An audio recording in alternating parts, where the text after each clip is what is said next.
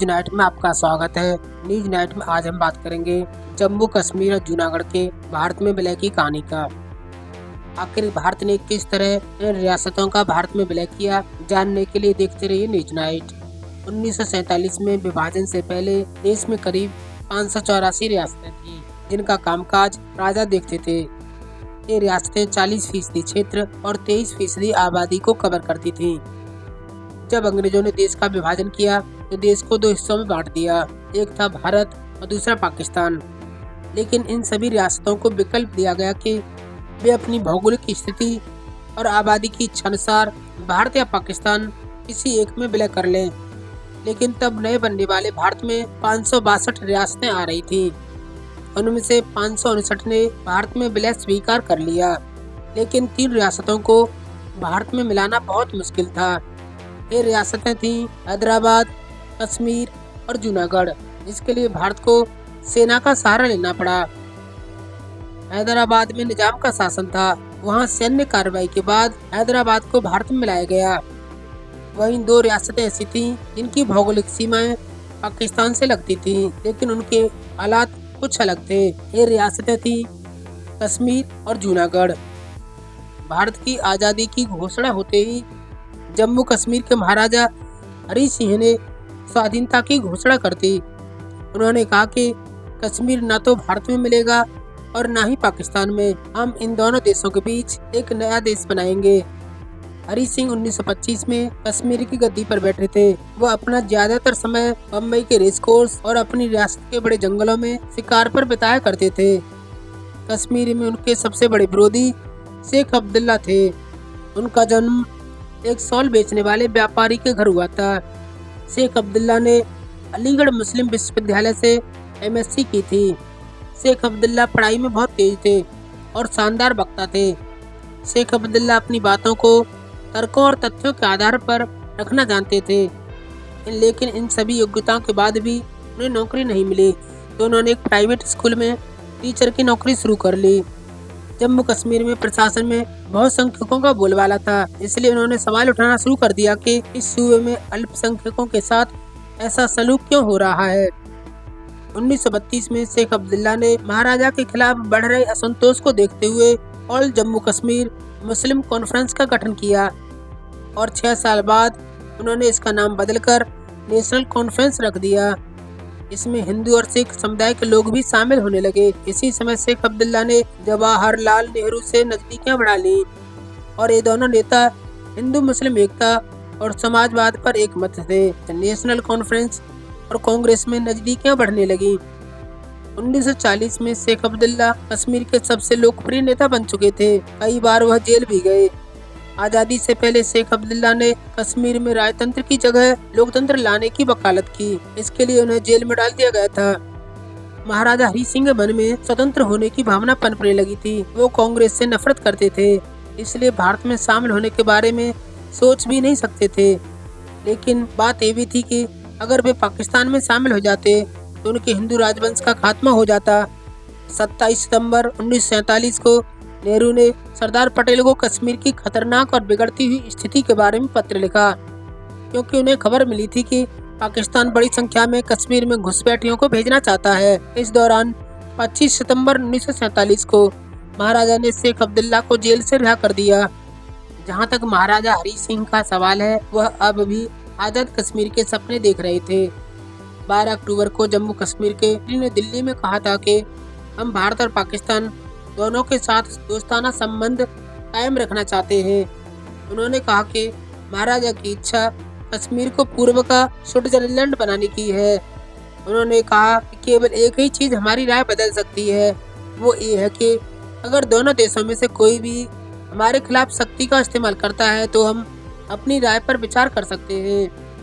इन शब्दों के बोले जाने के केवल 2 हफ्ते बाद ही हजारों हथियारबंद कबायलियों ने हमला कर दिया। 22 अक्टूबर को उत्तर पश्चिमी सीमा प्रांत और कश्मीर के बीच की सरहद को पार कर गए और तेजी से राजधानी श्रीनगर की ओर बढ़ने लगे। इन हमलावरों में ज्यादातर पठान थे, जो उस इलाके से आए थे जो पाकिस्तान का हिस्सा बन गया है।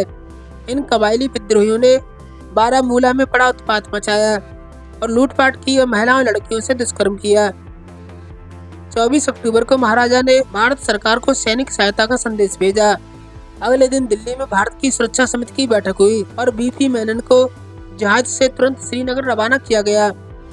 उन्होंने श्रीनगर में महाराजा से मुलाकात करने के बाद उन्हें हमलावरों से सुरक्षित जम्मू जाने की सलाह दी। नेहरू पाकिस्तान के कबायलियों से मुकाबले के लिए भारतीय सेना को फौरन कश्मीर भेजना चाहते थे, लेकिन माउंटबेटन ने उन्हें ऐसा करने से मना कर दिया। उन्होंने महाराजा से पहले विलय के कागजों पर साइन करने के लिए कहा। उनका साफ कहना था कि बिना कानूनी विलय के वो ब्रिटिश अफसरों को भारतीय सेना के साथ नहीं जाने देंगे। 26 अक्टूबर को बीबी मेनन को जम्मू कश्मीर में महाराजा के पास फिर से भेजा गया। वहां पर उन्होंने जम्मू कश्मीर के विलय पत्र पर महाराजा से साइन करवाए और दिल्ली वापस आ गए। जैसे ही ये कानून कार्रवाई पूरी हुई तो भारतीय सैनिकों से भरे विमान जम्मू कश्मीर भेजने शुरू कर दिए, लेकिन तब तक हमलावर श्रीनगर से कुछ ही दूरी पर आ गए थे। जब भारतीय जवानों का पहला जत्था श्रीनगर हवाई अड्डे पर पहुंचा तो हमलावर हवाई अड्डे से कुछ ही दूर थे। अगर कबायलियों ने बारामूला में लूटपाट और औरतों के साथ रेप में समय बर्बाद नहीं किया होता तो वे हवाई अड्डे पर कब्जा कर चुके होते और भारतीय विमानों को वहां उतारना मुश्किल हो जाता।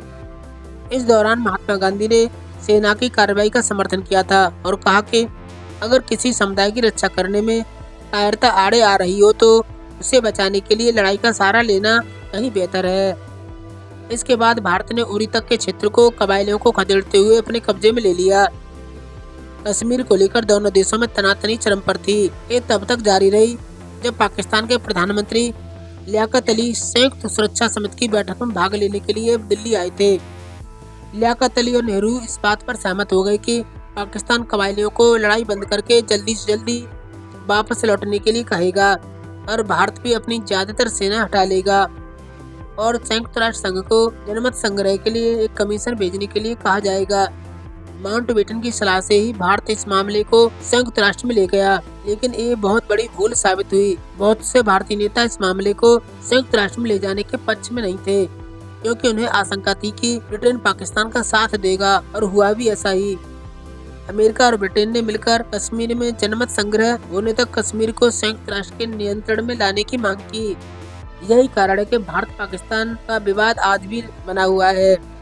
आइए अब बात करते हैं जूनागढ़ की, जहाँ शासक तो मुसलमान था लेकिन ज्यादातर आबादी हिंदू थी जो भारत में मिलना चाहती थी।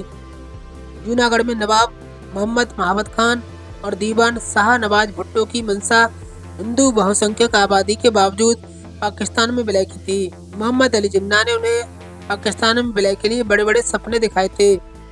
जिन्ना पेपर्स के मुताबिक जूनागढ़ के दीवान और जुल्फकार अली भुट्टो के पिता शाहनवाज ने पाकिस्तान के प्रधानमंत्री लियाकत अली खान को 19 अगस्त को पत्र लिखा और उन्होंने पत्र में लिखा कि हम जूनागढ़ के पाकिस्तान में मिलाए जाने के लिए औपचारिक स्वीकृति का इंतजार कर रहे हैं।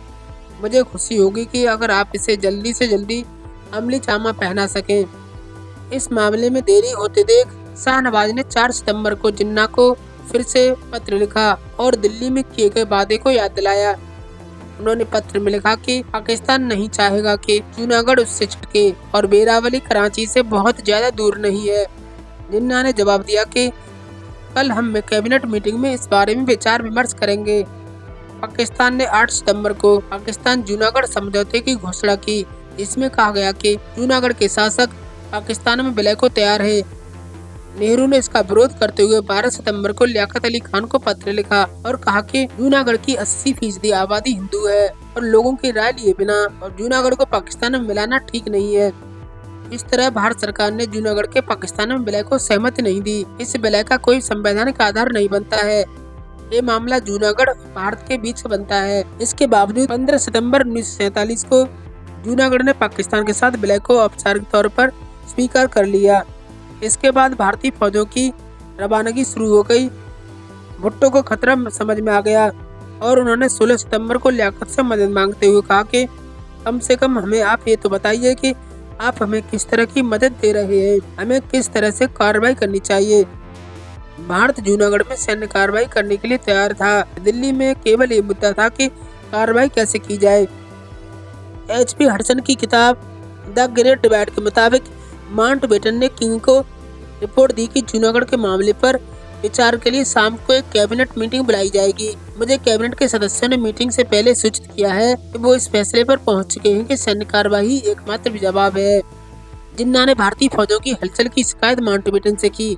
माउंटबेटन ने उन्हें जवाब दिया कि पाकिस्तान जो भी कर रहा है वो भारत सरकार के साथ उसके समझौते का उल्लंघन है। इस तरह 25 सितंबर को जूनागढ़ को मुक्त करा लिया गया। पुस्तक सरदार लेटर्स के मुताबिक बम्बई में उस दिन स्वतंत्र जूनागढ़ की अस्थायी सरकार गठित कर ली गई। शामलदास गांधी को प्रेसिडेंट बनाया गया। इस सरकार में मंत्री बने के मुंशी ने घोषणा की कि जूनागढ़ की अस्थायी सरकार सौराष्ट्र से कामकाज करेगी। राजकोट के जूनागढ़ हाउस को इसके लिए कब्जे में ले लिया गया। सौराष्ट्र के कोने कोने से युवा स्वतंत्रता का बैनर लेकर जुटने लगे। अस्थायी सरकार ने कामकाज शुरू कर दिया। लोग जूनागढ़ के कई इलाकों में नवाब के शासन के खिलाफ खुलेआम सामने आने लगे। हालांकि पाकिस्तान सरकार अभी जूनागढ़ पर गोल-मोल थी। बीपी मेनन की पुस्तक इंटीग्रेशन ऑफ इंडिया इंस्टेड के मुताबिक हालात और दबाव के आगे भुट्टो टूटते जा रहे थे। पाकिस्तान की ओर से कोई खास पहल नहीं होती दिख रही। इन्हीं सब परिस्थितियों के बीच 9 नवंबर को भारतीय फौजें जूनागढ़ में प्रवेश कर गयी। नेहरू ने औपचारिक तौर पर इसकी सूचना लियाकत अली खान को दी। 20 फरवरी 1948 को जूनागढ़ में भारत सरकार ने जनमत संग्रह कराया। इसे एक ICS अफसर CV नागरकर की देखरेख में कराया गया। यह जनमत संग्रह भारत के पक्ष में गया और पाकिस्तान के पक्ष में केवल 91 वोट पड़े। इस तरह जूनागढ़ भारत का अंग बन गया। जूनागढ़ के नवाब ने अपनी रियासत को पाकिस्तान में मिलाने के लिए सब कुछ किया, लेकिन जब सारी चालें उल्टी पड़ने लगी तो वह खुद पाकिस्तान भाग गए। हालांकि पाकिस्तान पहुंचने के बाद जूनागढ़ के नवाब महाबत खान बहुत पछताए, क्योंकि अब वो पाकिस्तान के किसी काम के नहीं रह गए। इसलिए पाकिस्तान ने उनसे सौतेला व्यवहार करना शुरू कर दिया। उनके लिए जो प्रिवी फर्ज की रकम बांधी गई वो पाकिस्तान के प्रिंसली स्टेट के पूर्व राजाओं और नवाबों के मुकाबले कम थी। उन्हें वैसा महत्व नहीं मिला जैसा मिलना चाहिए था। उनके निधन के बाद पाकिस्तान में उनके वंशजों की हालत पस्त है। उन्हें गुजारे के तौर पर महीने का जो पैसा मिलता है वह पैसा आज के चपरासी के वेतन से भी कम है, यानी उन्हें केवल 16,000 रुपये महीना मिलता है। इसको लेकर उनके वंशज कई बार विरोध भी जता चुके हैं और इस संबंध की खबरें और इसको लेकर खबरें पाकिस्तान की मीडिया में आती रही हैं। वे पाकिस्तान में मीडिया को बताने की कोशिश करते रहते हैं कि पाकिस्तान के लिए उन्होंने कितनी बड़ी कुर्बानी दी है और ये मुल्क उन्हें किनारे कर चुका है।